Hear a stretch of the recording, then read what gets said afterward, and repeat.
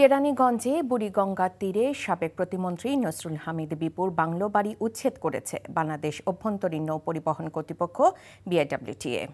আজ কেরানীগঞ্জে কাউটাইল এলাকায় বুড়িগঙ্গার তীরে এই অভিযান চালানো হয়।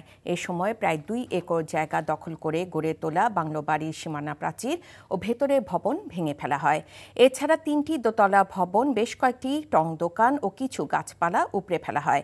বিআইডব্লিউটিএর কর্মকর্তারা জানান, তাদের প্রতিষ্ঠানের জন্য নির্ধারিত সরকারি জায়গা দখল করে অবৈধভাবে বাংলো বাড়িটি নির্মাণ করা হয়েছিল।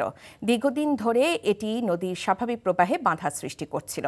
বুড়িগঙ্গা নদী রক্ষায় নিয়মিত এ ধরনের উচ্ছেদ অভিযান চালানো হবে বলেও জানান কর্মকর্তারা। 2009 সালে জনস্বার্থে করা এক রিটের আদেশে নদীর জায়গা দখল করে গড়ে ওঠা স্থাপনা উচ্ছেদের নির্দেশ দেন হাইকোর্ট। বান্ডেল থাকলে প্রতি সেনমানিতে টাকা বাঁচবে। বিকাশ সেনমানি বান্ডেল কিনে জিতুন প্রতি লেনদেনে।